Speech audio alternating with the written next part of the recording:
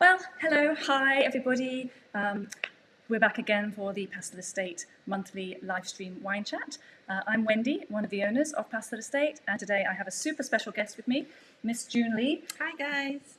Who is a wine writer here in Singapore with a very big following and profile, and currently also writing a lot of the wine editorial for the wonderful Epicure magazine.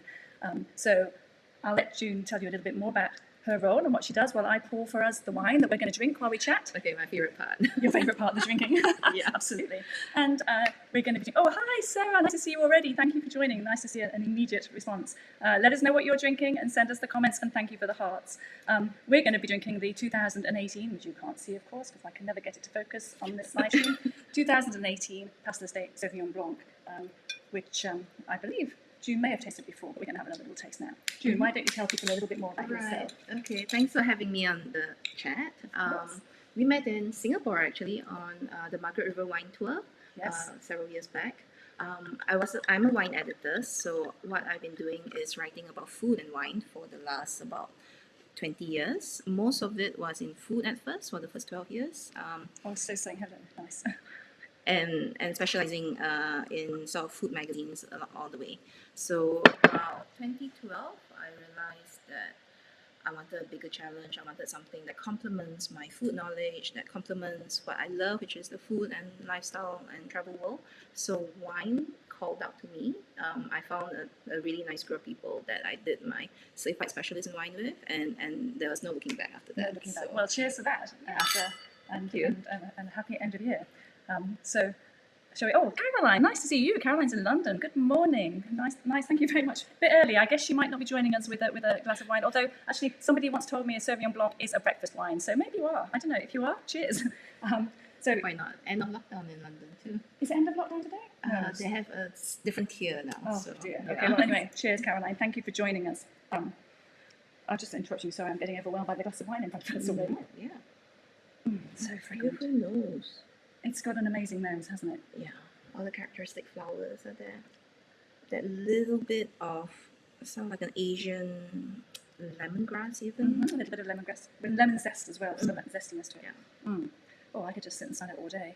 Oh, David, hi David, we've got a wine club member on as well. Nice to see you too. Thank you so much. Great to have people joining. Let us know what you're drinking. Any questions for June? I'll stop interrupting her while we drink wine and let her tell you more about herself and what we're going to talk about today. But we will keep an eye on the comments and try and answer your questions. So, yeah, beautiful. It has got a beautiful fragrant nose, hasn't it? And I'm going to have a sip. I can't wait. I'm sorry. I'll have a sip. I started without you. Still got a little bit of the passion fruit in there.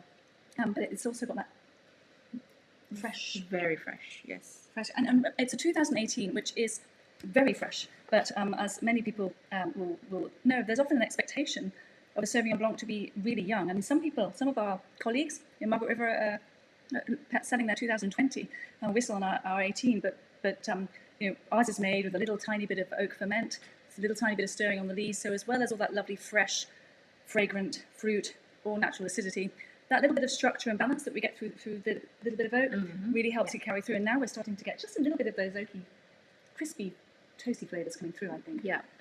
So it's quite exciting as it. So it will not age. It's not aged at all. It's still very fresh and young and vibrant. But it's got a little bit of. I think for most consumers, they call it maybe a little bit of roundness. Yeah. Something smooth in the wine. And I see our editor in Bali, Epicure's editor in Bali. Hi, Eve. Eve, thank you so much for joining us. Nice to see somebody from Bali joining as well. Your editor at Epicure. Thank you very much for joining us. Please let us have your comments and let us know what you think of June's thoughts as she goes through. So June, tell us your role as the wine editor for a wonderful lifestyle magazine like Epicure. Tell me what that entails, particularly as it comes to your love of wine.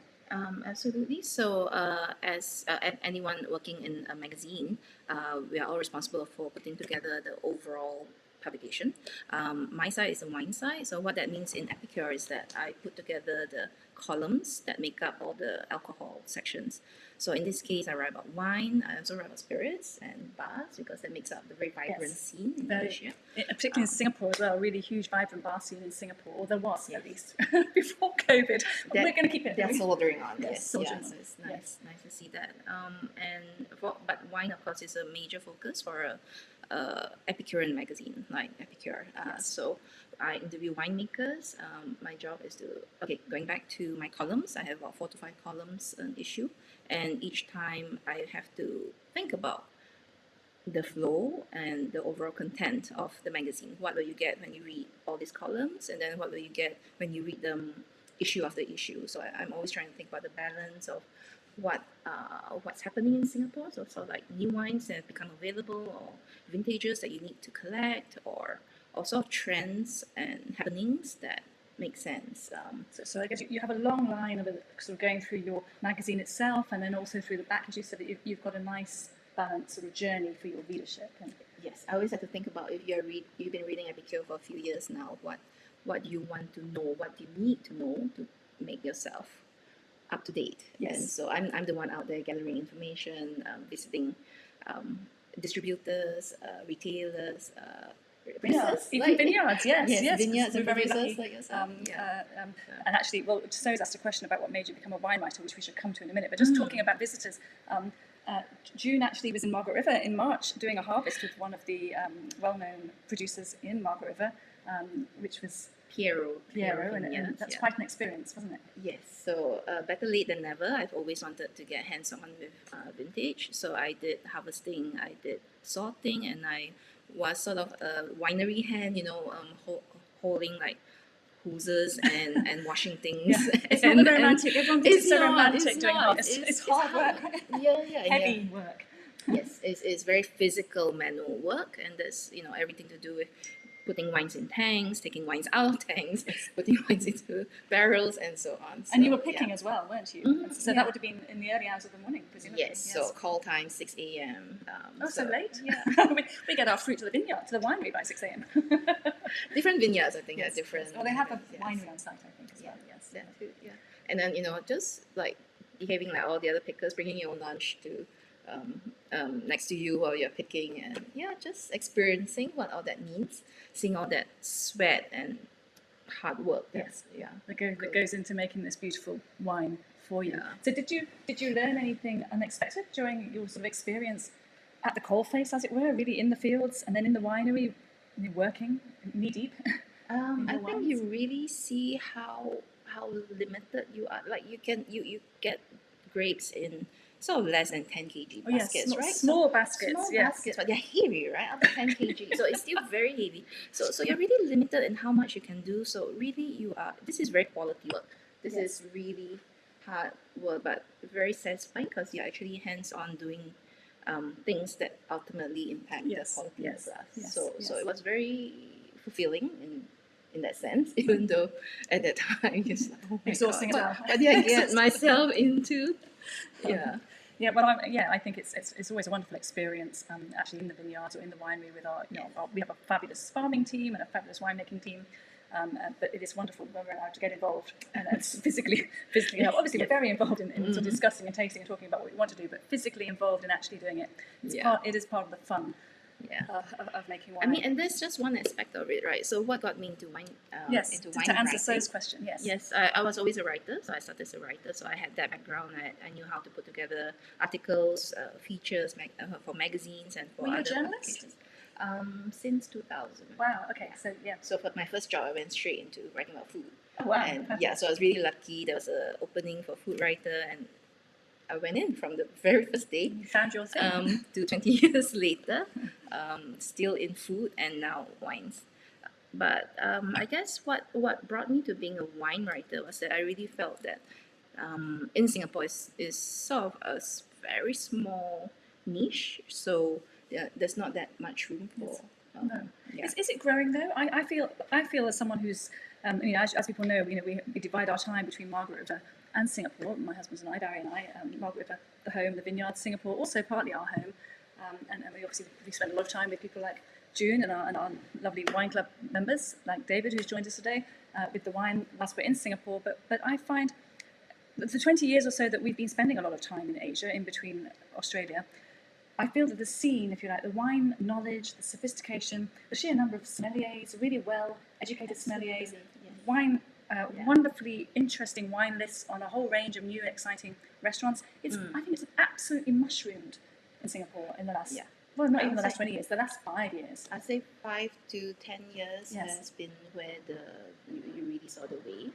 And has that been followed by the wine writing? Has that sort of followed the wave as Yeah, well? well, for instance, Epicure is 10 years this year. Is it only 10 years? We are I 10 can't believe years. it's only yes. 10 years. Yes. I thought it'd been So around. there have been other food magazines, Yes. really august ones for Yes. a couple of decades, but I guess Epicure has the young energy still because Yes. we came in about 10 years ago. Okay. And that was really coinciding with the rise in fine dining, the interest Yes. in pairing food and wine. Yes. And that's when I also saw the synergy in taking my food knowledge and putting it together with wine knowledge. So then I had to go out and get the wine knowledge necessary to really have the language, have the tasting, have sort of like the information at your fingertips. Like when you're with a winemaker and you're talking about something but unrelated perhaps, and it's like, okay, yeah, you can match his knowledge when you're talking to him. Yeah, so you can understand So- what he's talking about and match your emotional Yeah. response to the wine with some of the technical reasons for that. Exactly. So if he's talking about chalk soils in, let's say, Champagne, then you can also talk about chalk soils in different parts of the world, right? So, Yes,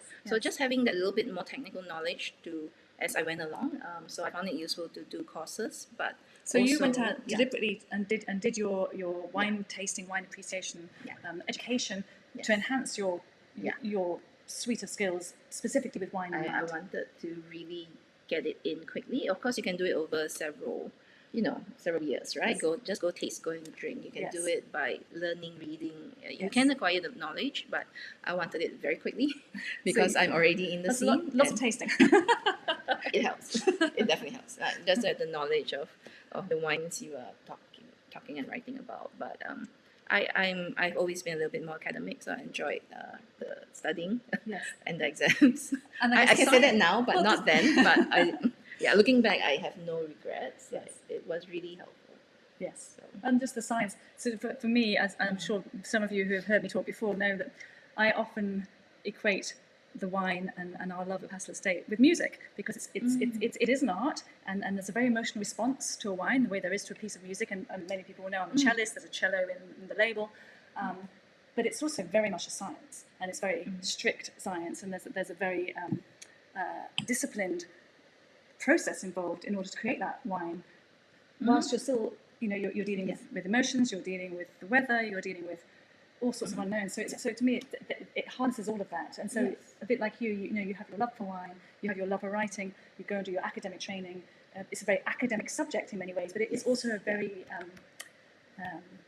emotional subject. emotional. It's the artistic and the Yes. scientific Yeah, all it's at great. once. Yeah, love So it. so the value of it is what you personally feel, but there's also a commercial value, of course, the way it's made, the Yes. quality of how Yes. it's made. So endlessly fascinating, right? So is that's interesting. So when you and we'll maybe come on to how you choose brands, but when you're talking about a wine in the context of an article that you're writing for Epicure, and we must June's sitting here with these beautiful copies of the magazine, which shortly I'm going to have to ask her to show the camera because they're so pretty the covers. But I'm not touching her knee; I'm touching magazines. Yeah. because they're so beautiful, and I'm like, oh, look at those. But yes, so when you're looking at discussing wines and you're talking about it's so important to understand, you just mentioned the commercial value of understanding how it's made, because of course that's really important. How much expense is spared or not, both not just in the winemaking, the choice of oak, the choice of techniques, the time and love that you give the wine, but also in the farming, how you farm it, how much tender love and care you give to the vines and canopy. And I will obviously tell you all, and it's true, that we strive to do the very best we can, both in our vineyard and in the winemaking, because we're trying to make the most beautiful expression of Passel Estate that we possibly can in every glass that you drink. But that's not necessarily the most commercial approach. And if we were much bigger, we might have to have different tiers and think differently about some of these decisions. So how important is it for you to really sort of get into that for your leadership so they understand the value points and the price points? That I we're talking think, about? luckily with Epicure, we already have quite a connoisseur readership, people who are already drinking wines. So they're already kind of, we know wines, we just want to drink better, we want to know a little bit more, like give us kind of like the entertainment, but also the nuggets of information that make each wine more A interesting. bit more right? interesting, a bit more news, maybe some new discoveries for them. Absolutely. So for instance, when you talk about the senses, and like sometimes I like to equate, let's say, how do the winemakers know how to choose their wines or do something with their wines? So I think I'll look at different things like, how's your sense of smell when you did the wine? So I try to bring out different aspects. different stories behind the scenes. And your training helps you do that because you have this understanding about how it's been formed, and you know, we were talking about things on the nose of this wine, and then how that translated into the taste in the mouth, and the mouthfeel, and that whole sort of journey through the tasting is informed, I think, by knowing how it's made and what's contributed to that. Yes, absolutely. Yeah, so it's exciting. So people already have some idea of this, but maybe sometimes you don't know which wine to buy that fits this style you like. So I'm always asked, but I really like this style, but I don't know how to find another wine. So how do you select like your brands? Tell me, how do you select? How? Not a loaded question. I'm not pitching. when you asked me this, I said, "Is it really an interesting topic?" And she's like, "Yeah, actually." So yeah, how do you choose to give us sense of, for your readers to have a sense? Because presumably you want a selection of different brands. But how do you select your brands? Yeah, interesting. So I mean, first of all, there's a little bit of technicalities in the publishing side, in that I have to know how many pages that I have. I have to know whether I'm shooting the images or not. So that's all kind of behind the scenes. So you know, in print, it's not unlimited. So let's say I have 5 pages, I have 2 pages. So do you start with your allocation? That helps. David, thank you. David's just said that he drank our lovely Sauvignon Blanc over dinner the other night with the Chinese food. That is lovely. Thank you very much. We'll come back to pairing, and maybe you can tell us later precisely which Chinese food you were pairing with it. It's quite a delicate wine. That's really nice to know. Thank you. So you start with an allocation of pages, and then you have to sort of fit your ideas and your brands into that. Absolutely. So for instance, if I know I have 2 pages, I'm not going to go like, oh my god, I've got like 30 wines I'm going to put into this. So actually it's a very practical decision as well. I'm a monthly. I have this amount of pages, I have this amount of space. I have themes for every month as well. So for instance, if I have here we go. Look at these lovely. Look at these. For instance, this beautiful was, covers. Valentine's, so this was February, and so that's a romantic cover. We went with a very pretty dessert theme. So that kind of is given to me. Then I have this information to work with. Okay, I know I got a dessert theme coming up. What can I work with? Pretty romantic ones.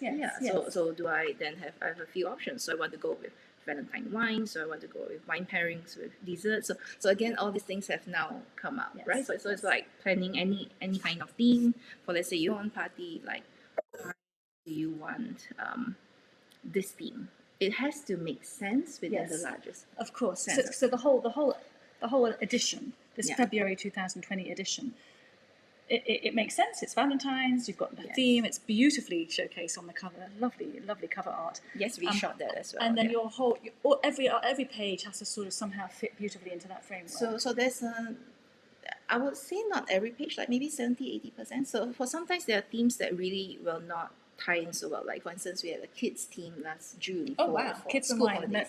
No, right? So then I was kind of like, okay, then I'm released from having a certain theme to go with, but then I can still work around it. I could have a working mother, for instance. Yes, what's good for mom and dad.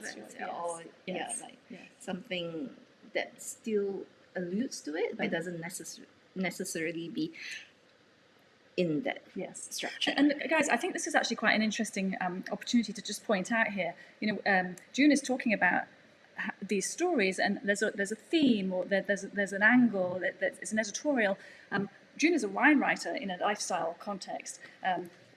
I know that Epicure does not do like some wine magazines, which are very dedicated purely to wine. They will do whole panel tastings. You know, 1 month it's we've tasted all the world's Sauvignon Blanc and scored it for you, blah blah blah. You know, then we might have shows.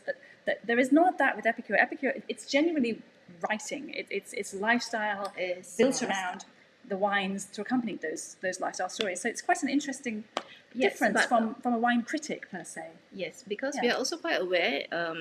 In the world publishing, there are really magazines that do this. Yes. So you have your lovely magazines in the States and in UK where you have beautiful tasting sessions done. And so we don't feel like we need to replicate it. Wine is international. We get the same wine that you can get in Perth and London. So what we try to do is Epicure has a very everyday approach to things. Like, what are you going to be eating? Are you going to be eating hawker food, for instance? So all kinds. Yes. So we want to be that bridge. So talking about food and wine in an Asian context, in a much more Singapore, Asia context. Yes. So the stories we do are geared more towards helping people drink better with what you have in this weather and the kind of ambiance that we have. Yes. It was hot and tropical here, unlike unlike Margaret River, which is pretty warm, I hope now. We've had some cool days, which we were a bit worried about leading into the summer for those vines. Vines need some sunshine right now, but I think they're getting it at long last. But here it's constant, it's hot and humid. And that does dictate a little bit, I guess, people's preferences. We do find this wine, the Sauvignon Blanc, is actually really popular in Singapore. More popular here than it is in Australia. Well, I think in Australia everyone's very attuned to the beautiful Margaret River Chardonnays, and so the Chardonnay is very popular. But here this is so good in the tropics because it's crisp as well. It helps. It helps. So, question for you from David. As a journalist covering wine in Singapore, how do you think Margaret River wines are perceived here? That's a really good question. Really good question. What's your view on that?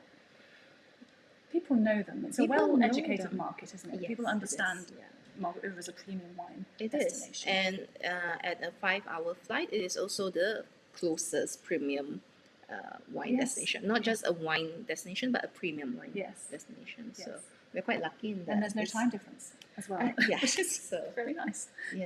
And we've always had very close links because a lot of great Margaret River wines are available in Singapore. Because, just for the reason that there's always been close links between Singapore and Perth. Close links, it's physically close, as you say. It's well-educated market. People here understand.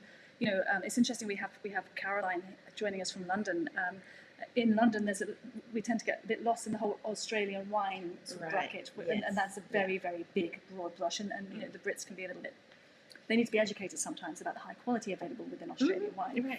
But here, that's already understood. Because we are very aware of where Western Australia is in relation to other parts of Australia. And a lot of visitation. A lot of people visit when we can, when the borders are open. There's a lot of visitation, I think. And actually, as I think June mentioned at the very start, we even met Margaret River on tour. I think it was to celebrate the 50th anniversary of Margaret River as a wine region. It happened to coincide with our very first vintage. And June and I met at a tasting during the Margaret River. And I know, and that you live in Singapore. And I live in Singapore, so suddenly that's quite exciting. And I make beautiful wines. That too. That is the basis.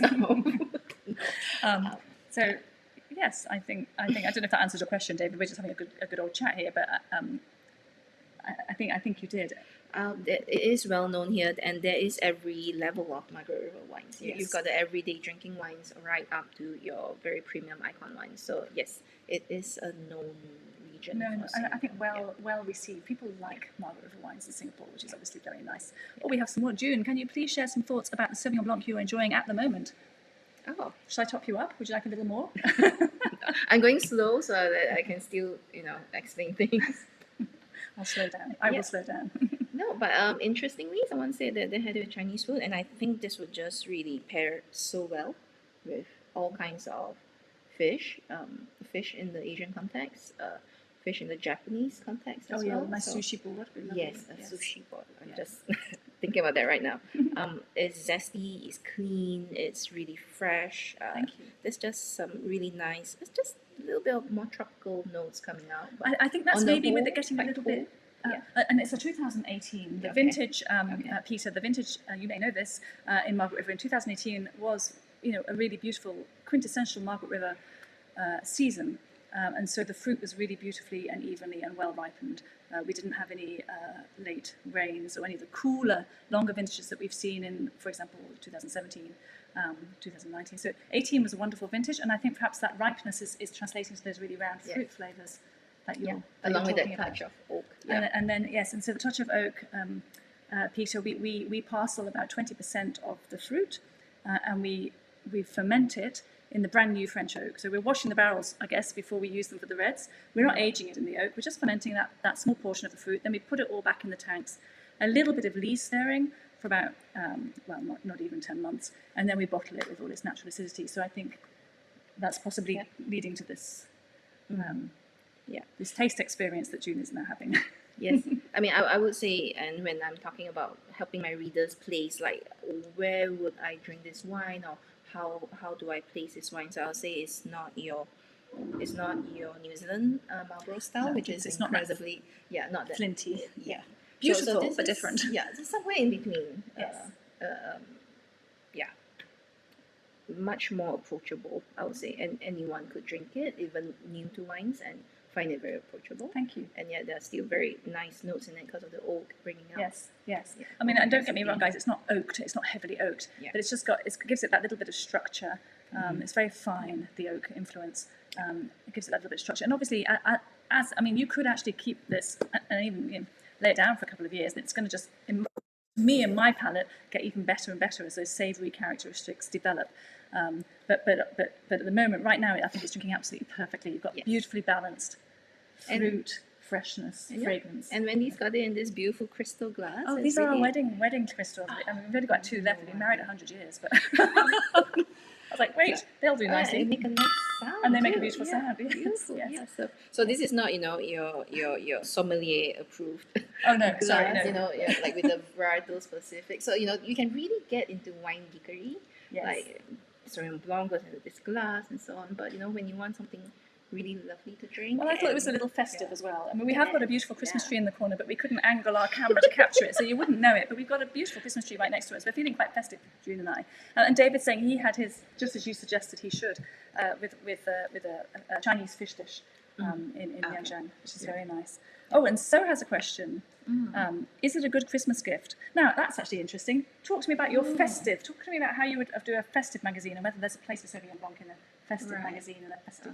Of course, so it's a very good gift. Okay. But, Yeah, I would definitely not say wouldn't. I don't have this year's Christmas issue, but this was last year, and I wanted to bring it up because we had this theme last year, and the team came together to say, let's have a conscious Christmas, and because all the signs were pointing there already.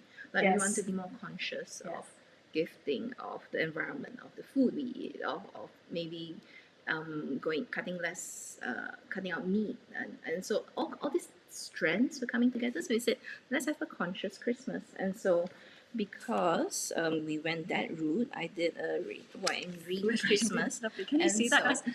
I did try and work out how to flash these beautifully on the screen, the screen share, but it's beyond me technically. It's nice visual, so you get sense. Yes. So what we went with was a very natural theme for the wines. So not natural wines per se, but wines made maybe in a biodynamic way or winery that chose a very specific style of winemaking. So I had, as you can see, I had about 6 pages. Nice. So I went with about 18 wines, and all of them had a kind of green angle or a kind of down to earth. Yes. And so, did you cover all varietals wine regions? And Yes. regions? So I tried. So the whole. So then it comes back to my question. So we've talked about how to choose your brands. How do you must have tasted a lot of wine in your career so far, and I'm sure you'll continue to taste a lot more. How do you whittle it down and decide? Because you don't do panel tastings. People don't send you their wines routinely saying critic, taste me. So how do you choose? And you did one year you years ago actually, but it was lovely. We were included. Our 15 Chardonnay was included in a desserts edition. So I know that what happens is somebody, luckily, we get a reach out. You ask for a bottle of wine, and we're really thrilled. Yeah. But tell me the magic. How do you whittle it down to 18 wines when you're covering the whole range? So you see, we have to, again, we are casting a very wide net, right? So we are looking at, okay, this is a Christmas issue. It has to be a little festive. It has to cover several price ranges. It should cover different regions, unless I'm saying, okay, I'm only doing French wine. But typically we want to cover more regions than that. So we try to look at old world, new world. We try to have red and white, and because it's a season, sparkling, and at least one sweet wine. So again, I'm kind of, my first pass through would be sort of like, let's make sure I have all these categories in mind, and then after that, then I try to narrow down. Was there a new release in any of these categories? When you say your first pass through, is that literally a tasting, or is it literally you sort of have your list of brands that you've tasted before that you know? So it's shortlisting regions first, and regions and varieties, and again the kind of the categories that I've narrowed it down to. Yes. So for instance, I will have one slot for dessert. Then should I go for a port wine? Should I go for a Sauterne? So again, it's sort of like, it's such a wide net at the beginning. So you a long time. You have to really narrow down, and every step of the way you have to justify why. So let's say I'm going to narrow down to, I should have one Spanish. Why? Because it just feels right. Yeah. and because I will have Spaniards are festive. 5 from, let's say, old world. So I would say, Spain, this should have one in there. possibly, but then it's very fluid, right? So Yes. I'm still always shortlisting, and because this was a visual feature, we were going to shoot the labels. It You had shoot to them be- yourself. You didn't just get bottle shots. You yeah, took the so photos so yourself. Nice. we have a photographer who does all the beautiful shots for us. But yeah, so it was quite important Oh, to look have at that, labels that stood out a little bit. That's so, great. So this Can was you a see really that? funny one. This was it's actually a red nose. Red nose. Yeah. So as Label. well as the wine, So- that you so- like the visual, the So way the for label me, this looks. was like, if I could get this red nose guy in my Christmas issue, that would be quite fitting. And it was a Yes. biodynamic wine. So then it kind of, Perfect. so all the signs kind of pointed to, okay, this wine should be in there. So Yes. then after I investigate further, shortlist, then I'll probably ask for tasting if I've not tasted it. Yes. If I've tasted it, then it's already in my shortlist.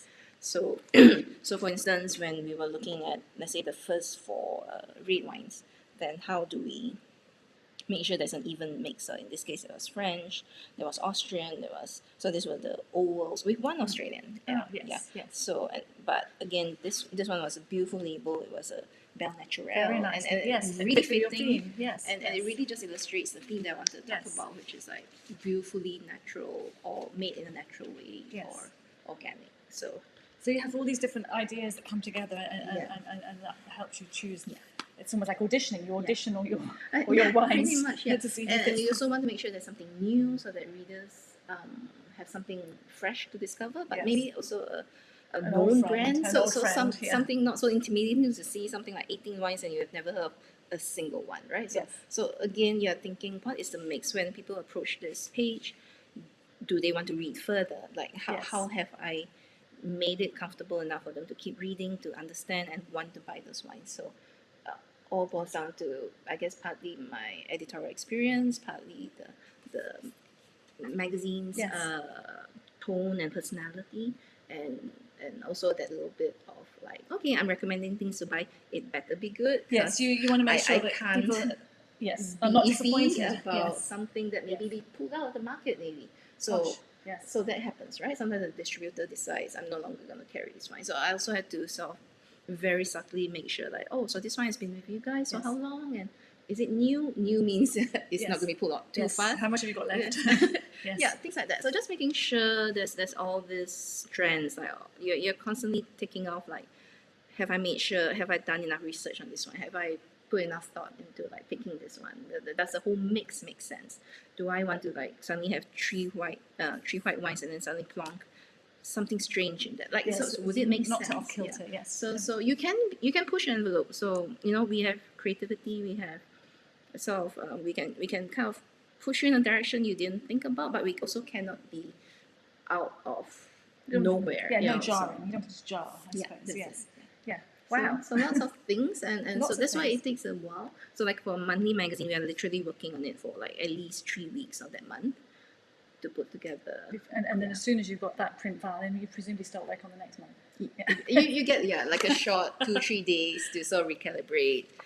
But you're always thinking about the next theme. You're always thinking about like what else to cover. And David, thank you so much for joining us. Another wine club member joining us from Hong Kong, and he says it's an excellent gift and it shops well to Hong Kong as well. It really does. Thank you. Is Epicure available in Hong Kong? No, you will have to get an online copy. Oh, maybe we'll e-copy. next time you make an order, David. Maybe we'll send you a copy.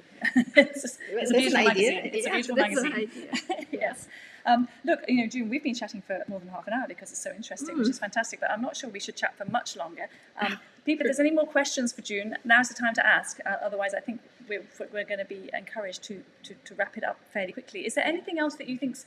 I mean, one thing I wanted to ask you about was you talk about all these wines that you've tasted, and if you haven't tasted it, you need to ask for samples so that you can retaste. Presumably, you have a great big wine tasting notebook at home where you keep all of these. How do you remember all of these wines you've tasted? No, I'm not. Okay, so actually, it's great that you asked because sometimes when I tell people I write about wines, and they're like, oh, you're a sommelier. And I want to say that I'm not, because a sommelier will have really much more very specific tasting notes because they're very in touch of the wines, the vintages, and so they're much more geared towards having tasting notes on each Yes, wine. yes. But for me as a wine writer, I guess what's really more important is is being clear about I guess the knowledge of regions, the knowledge of grapes. Don't really have to be so specific in that Yes. I would particular know. wine. Yeah, Yes, I yes. know, like all all vintages of Passel, for instance, and each and every What? You characteristic. don't know all of our vintages? It wouldn't be at the top of my mind the way so many might have Yes, it. of course, Yes, of course. for me, it's more important to know that you have a new vintage coming out, for instance, or to know that you have a Sauvignon Blanc, which is a Yes. fairly new product. Yes, for yes, you we didn't guys. have the Sauvignon Blanc when Yeah. we first met June. That's true. This is our Yeah. second vintage of theirs. So I keep knowledge, but it's not always going to be top of my mind. Yes. Sometimes when I go and write about something, I have to go and refresh my memory. What have I tasted from that region? And so your tasting notes, I mean, it sounds to me like perhaps if you compared with a sommelier who might have quite technical tasting notes, really sort of working through the nose and then the palate and all the secondary characteristics, etc., so that they can be very knowledgeable if they've got a wine connoisseur they're trying to pour that wine for. In your case, are your wine tasting notes, besides what you can taste, which is always very personal for everybody, what you can smell, do you make little notes, sort of margin notes in mind for writing? Oh, this would be good for a seafood article, or this exactly. would be this is well. So your notes are more. Yes. I say more professional, but that's probably the wrong word. More journalistic, more story. So less technical, but more. Can I tell a story of this wine? Can I put it into a roundup in future? Sometimes I collate themes, not even by the region, which anyone can do, right? Anyone can put together a Sauvignon Blanc. I was going to say, how would you put a story around a wine like this? Yes. But sometimes I'll take note of little things like the label has, like for instance, there's one time we were doing a beef issue, and I was like, I'm going to look for labels that have cows on it. and this is not something you can Google. This is not something literally, that is in a wine textbook. Yes. It's something that you know because you know the scene, and you've seen this beautiful label from Austria, you've seen this beautiful label from Australia, and then you go, I can actually put together a really cute visual story. Yes. And usually it's because of a great farming tradition. Yes, there's usually a reason. The labels often tell the story behind absolutely, the and it's nice to sometimes do that. In addition to, of course, your very serious wine tasting, as when you have a new vintage of Krug, for instance. Yes, very serious wine tasting. Oh yes, I'll be putting my hand up to come and help you taste for that one. I think very important.